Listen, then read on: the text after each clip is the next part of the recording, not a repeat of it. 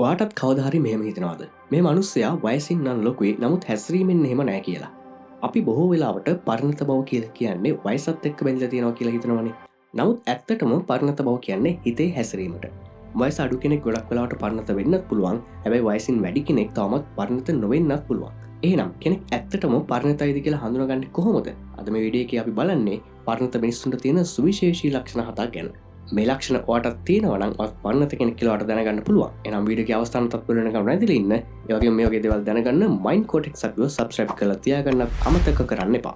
පළවෙනි ලක්ෂණය තමයි ඔවුන් හැඟීම් වලට නෙවෙයි චරිතයට අනුව තමයි තීරණ ගන්නෙ. ගොඩක් වෙලාවට අපි තරහෙන් ඉන්නකොට, දුකින් ඉන්නකොට, සතුටින් ඉන්නකොට මෙන්න මේ අවස්ථාවන්වලදී අපි හැඟීම් වලින් තීරණ ගන්නවා. ඒක බොහෝ වෙලාවට ඔව පසුතැවීමකට ලක් කරනවා වගේම ඒ තීරණ ගොඩක් වෙලාවට දුර්වල තීරණ බවට පත් වෙනවා.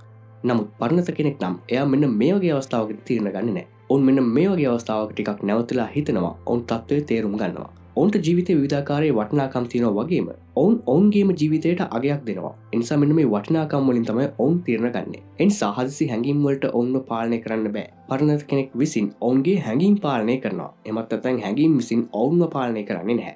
දෙවැනි ලක්ෂණය තමයි ඔවුන්ට ඉවසීම තියෙනවා. අපි හැමෝටම ඉක්මනින් ප්‍රතිඵල අවශ්‍යයිනේ. නමුත් පරණත කෙනා දන්නවා හොඳ දේවල් එන්න කාලයක් ගන්නවා කියලා.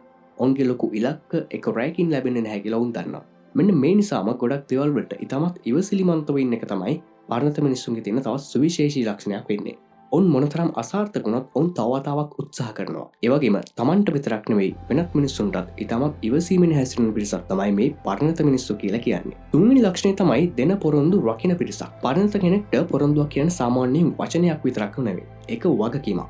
උනන්දුව අඩු වුණත් මනස දුර්වල වුණත් ඔවුන් නවතින්නේ නැහැ. කොච්චරනම් අමාරු වුණත් මේකේ අවසානයේ ලැබෙන ප්‍රතිඵලය දන්න නිසා ඔවුන් ඉදිරියටම යන පිරිසක් වෙනවා. හතරවෙනි ලක්ෂණය තමයි ඔවුන් වැඩියෙන් අහනවා වගේම අඩුවෙන් කතා කරන පිරිසක් වෙනවා. ගොඩක් වෙලාවට ලෝකේ ගොඩක් දෙනෙක්ට කතා කරන්න පුළුවන් වුණාට එයාලා සවන් දෙන්නේ ඉතාමත් අඩුවෙන්. ගොඩක් අය යම්කිසි සංවාදයකදී Tamanට කියන්න ඕන දේ හිතන ගමන් තමයි අර අනිත් කෙනා කියන දේ හිතන්නේ. නමුත් පරණත කෙනා මෙහෙම වෙන්නේ නැහැ. එයා වෙන කෙනෙක්ගේ කතාව ඇත්තටම අහනවා. එයාගේ ඇස් බලලා එයාගේ කතාව අහලා එයාව තේරුම් අරගෙන තමයි මෙයා උත්තර දෙන්නේ. මෙන්න මේ නිසාම මොවුන් දෙන උත්තරේ ඉතාමත් ගැඹුරු උත්තර වෙනවා.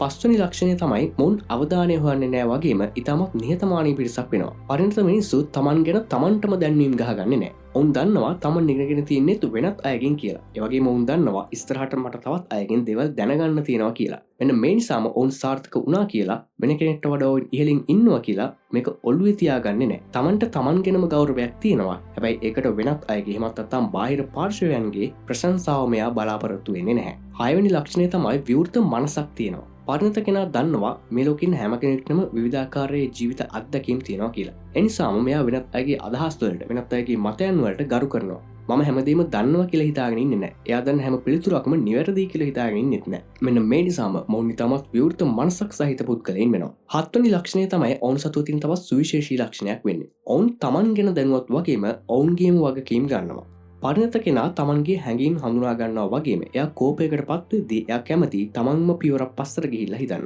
Taman කරන හැම ක්‍රියාවකටම ප්‍රතිඵල තියෙනවා කියලා ඔවුන් දන්න නිසාම වැරදක් වුණොත් එකමගේ වරද්ද කියලා හිතන්නත් ඔවුන් පසුබහින්නේ නැහැ. ඒ වගේම ඔවුන් දන්නවා ඔවුන්ගේ වගකීම් ගන්න වගේම ඒ අවශ්‍ය අවස්ථාවන්වලදී ඔවුන්ගේ හැසිරීම වෙනස් කරන්නත්. ඉතින් අවසාන වශයෙන් දැන් ඔයා දන්නවා පරණත බව කියලා කියන්නේ වචන වලින් පෙන්වන දෙයක්වත් නෙමෙයි. ඒක වයසත් එක්ක වෙන දෙයක්වත් නෙමෙයි. පරණත බව කියලා කියන්නේ දිනෙන් දින හැසිරීමෙන් පෙන්වන දෙයක්. එහෙනම් ඔයා කොච්චරටම පරණතයිද? ඔයා තීරණ ගන්න කලින් හිතනවද? අනිත් අයට ඉවසීමෙන් හැසිරෙනවද? වැරදි වුණාට පස්සේ ඔයා පිළිගන්නවද? ඉතින් මෙන්න මේ දේවල් ගැනත් කමෙන්ට් එකේ ඔයාගේ අදහස ලියාගෙන යන ගමන්ම මේ වීඩියෝ එක හොඳයි කියලා හිතුන කෙනෙක් නම් වීඩියෝ එකට ලයික් එකක් දාන්න. ඒ වගේම මේ වගේ දේවල් දැනගන්න කැමති කෙනෙක් නම් මයින්ඩ් කෝටෙක්ස් අපිව සබ්ස්ක්‍රයිබ් කරලා අපේ ආදරණීය සබ්ස්ක්‍රයිබ් පොකුරට එකතු වෙන කියලා ආදරෙන් මතක් කරනවා. එහෙනම් ඔයාලා හැමෝටම සුබම සුබ දවසක්.